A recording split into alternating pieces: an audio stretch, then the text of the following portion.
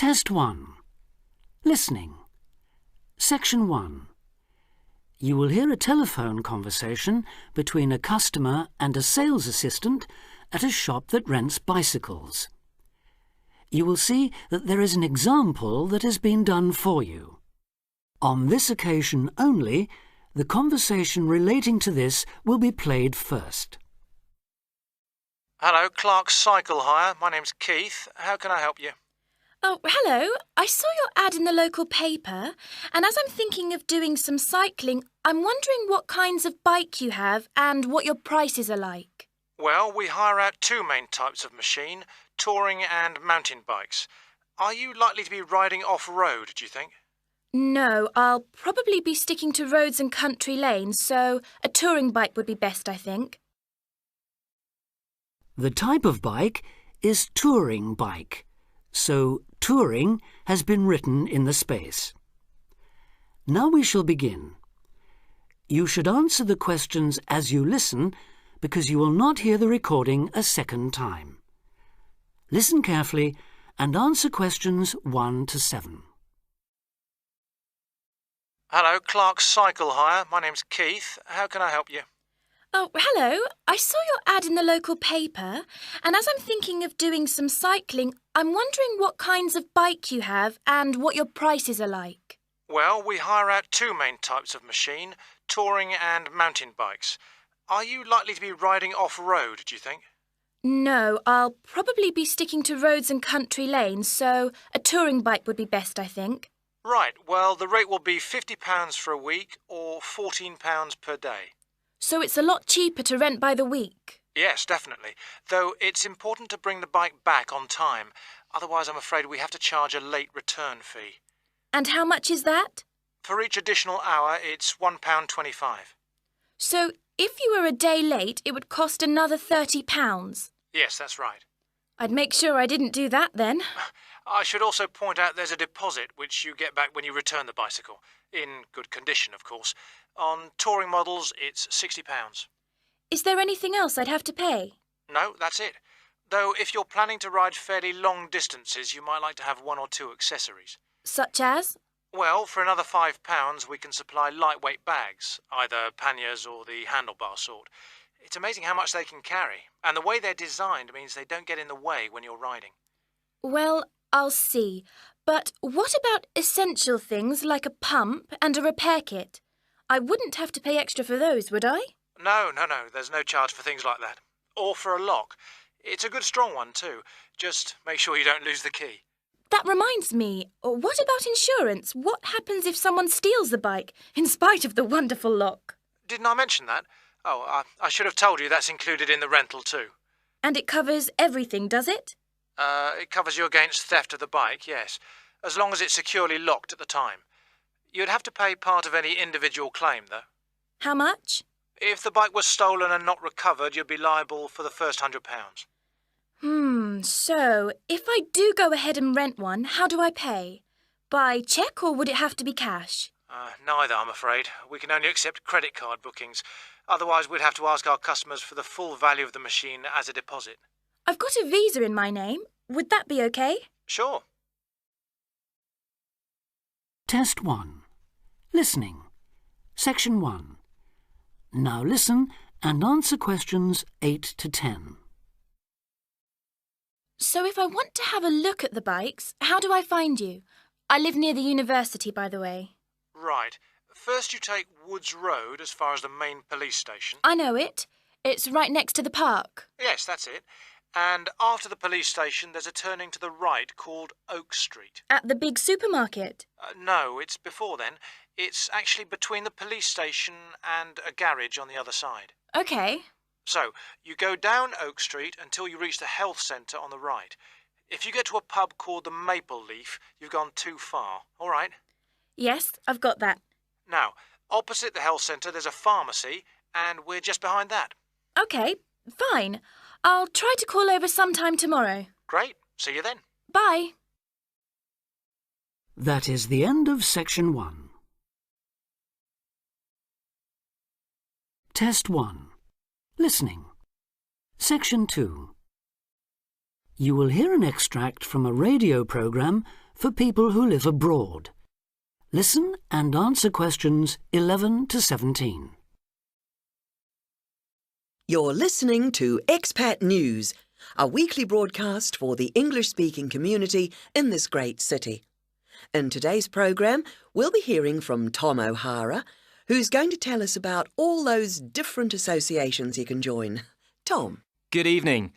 Yes, in a city with so many of its residents born outside the country, it's hardly surprising there's such a huge range of expatriate clubs and societies. And many of these, of course, are aimed at English speakers. So, first and perhaps most obviously, we have the sports clubs, which in some cases field teams in things like rugby and tennis that compete against clubs in other parts of the country or even abroad. You don't have to play at this level to have fun, though. They can be just a great way to do some exercise and, of course, to get to know other people, especially if you're new in town. The same can be said of the many hobby and interest clubs that have sprung up here. Everything from landscape photography, such as the Viewfinders Club in the Harbour District, or Focus on the Airport Road, to old favourites like stamp collecting. Remember that this country has a long tradition of unusual and perhaps even eccentric societies, so there should be something for everyone. A place where you can meet people of different nationalities with the same social and/or cultural interests as you. For those who may be interested in rather more than just friendship, there's a wide range of lively social clubs.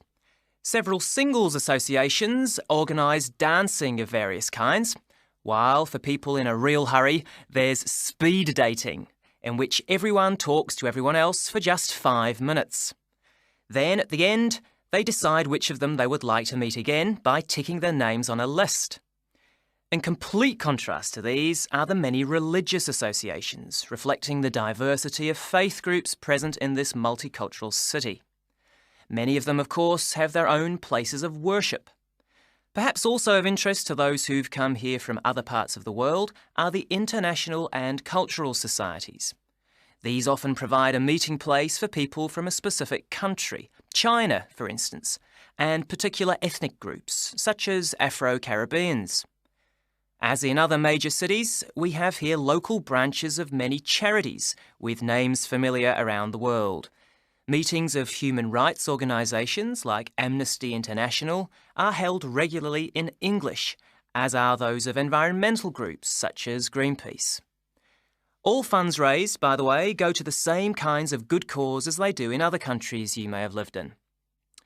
Inevitably, perhaps, there are also the political clubs, often connected with a particular party and, indeed, a particular country.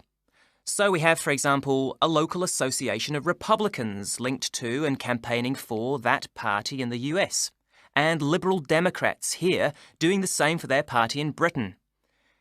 Finally, on a lighter note, there's plenty to choose from in the performing arts. Whether you enjoy taking part or just watching and listening, you can take your pick from a whole range of groups. To take just a couple of examples, there's light opera at the Memorial Hall in the city centre, or a very lively amateur theatre company in the Park District. In summer, they give open-air performances of Shakespeare plays, free of charge. Test 1. Listening. Section 2.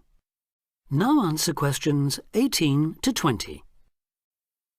I should mention at this point that clearly some districts have a higher concentration of English-speaking clubs than others, and that certain parts of town tend to specialise in particular activities.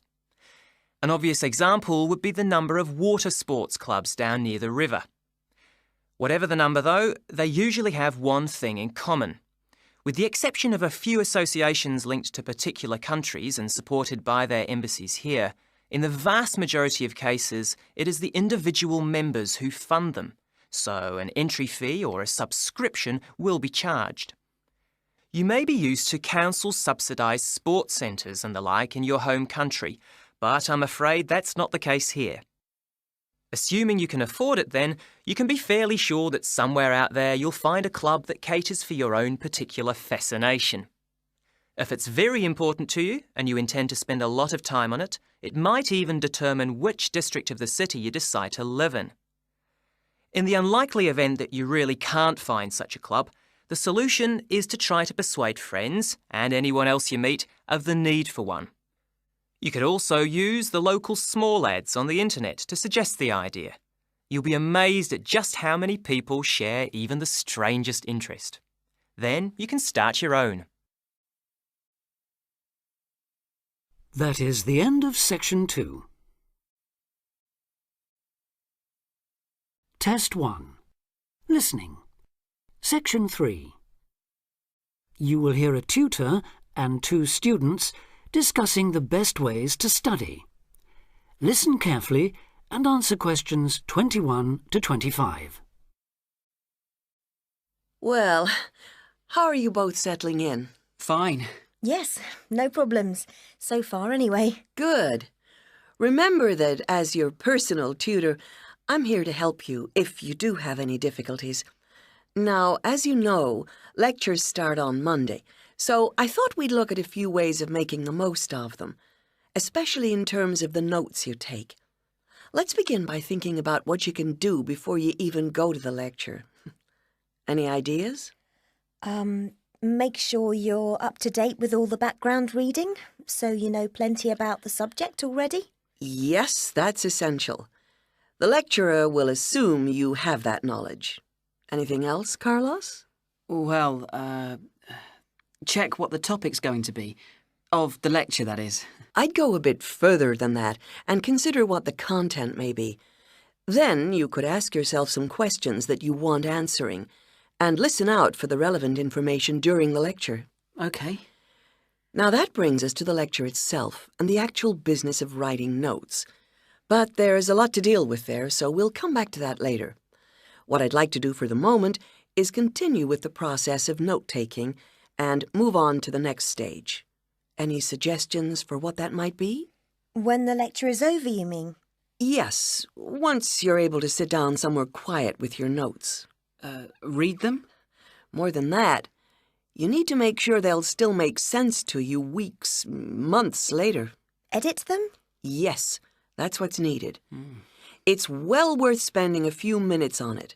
Any missing words, anything difficult to read, things you didn't have time to jot down, now is the time to do so, while everything's still fresh in your mind. Right. And after that, when's the best time to revise them? When do you think, Carlos? I'd say just before the next lecture, in the same subject. Precisely. That's a vital time to look at them again, for obvious reasons. But it's definitely not the only time. When should you revise them again? A month later, maybe? Sooner, and much more often than that. I'd recommend you look at them again once a week. That's why it's so important they're complete and easy to follow. Test 1. Listening. Section 3. Now answer questions 26 to 29. Right. Let's go back to note-taking and begin with the basics before the lecture has even started. What should you do when you walk into the room?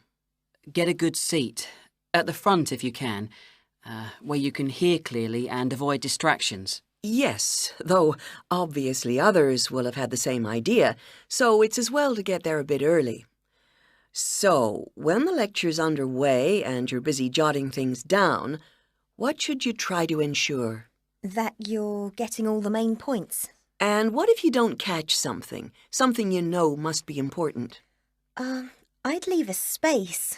Then I could check it later, perhaps by asking a question at the end and fill it in afterwards. That's an excellent way to deal with it, yes. And there's something else I'd like to mention here. Talking about going through notes afterwards, it's absolutely vital that what you write is legible for one very good reason. It saves time.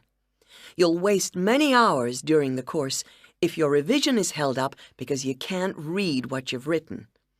Okay, what else can we do to make listening and note-taking more efficient? Well, I always listen out for signpost words. Sorry, what are they? They're the ones lecturers use to say where they're going. A bit like a signpost at a road junction, I suppose.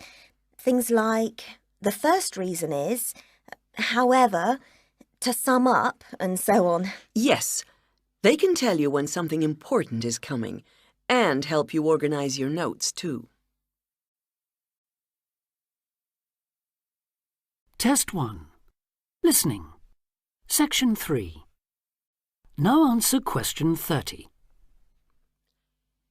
Is there anything else you can add, Carlos? There's something I think's very useful, but it's later, after the lecture is finished. That's fine. Go on. Well, what I do is go through what I've written down, summing up the main points in a few words in the margin, on the left-hand side of the page. I try to use words that'll jog my memory, so that I can remember what everything's about when I look at them again. Yes, that can work very well. What some people do to review their notes is cover up their full notes from the lecture, maybe with a piece of paper or a card, and concentrate just on what they've put in the margin, trying to recall the details. Then they move the cover down a little and check whether they were right. Or you could put your main points on another piece of paper and clip them together. Instead of covering and uncovering, you just hold a page in each hand. Sure, it's down to personal preference, really. Everyone has their own learning style. That is the end of section 3. Test 1. Listening. Section 4. You will hear part of a lecture about a place called Kubapidi. Listen carefully and answer questions 31 to 36. Good afternoon. Today, we're continuing this series of talks on the development of the Australian outback with a look at Kubapidi, the desert town of opal mines and underground living, which lies 860 kilometres north of Adelaide and 690 south of Alice Springs. The inaccessibility, harsh climate and almost total lack of water made it a highly unlikely place for human habitation. But that all started to change in 1915 with the discovery there of opals, the precious stones which seem to change colour according to their surroundings. Settlements were established following the First World War, when soldiers returning from the trenches of France brought with them the techniques of living below ground in dugouts. The depression of the 1920s and 30s led to many prospectors leaving, but the town boomed again in the late 1940s when shallow new opal fields were discovered, and immigrants from Europe arrived in large numbers after the Second World War. It must be remembered, though, just how hostile conditions were. Daytime summer temperatures reached well over 50 degrees centigrade, winter nights were bitterly cold, and dense dust storms regularly blanketed the town. To cope with this, more and more people began living in disused mines and purpose-built subterranean houses, where the temperature remains at a comfortable 25 degrees all year round, so that eventually around 70% of the town's inhabitants had made their homes beneath the surface. This led to the construction of hotels and even churches below ground, as well as an entire underground shopping centre, the only one in the world. Test 1. Listening. Section 4. Now answer questions 37 to 40. Perhaps not surprisingly, this has now led to the emergence of a secondary industry, tourism. Increasing numbers of visitors come to see the tunnels and the caves with their ventilation shafts, the weird machines lying about in the town, and, just beyond it in the scorched red desert, the conical hills thrown up by the world's biggest opal mines. It's a logical stopping place for travellers too. The nearest town to Kubapidi is Woomera, in the prohibited area once used for launching space rockets. But even that is an enormous distance away. Within the town itself, there are plenty of hotel rooms and a number of ethnic restaurants. Remember that Kubapidi is one of the most multicultural places in Australia, with an estimated 45 nationalities represented. and its very own opal museum. A short distance from town, there's a section of the enormous barrier that runs thousands of kilometres across the country. The dingo fence, which is meant to keep these predatory wild dogs out of the sheep farming areas.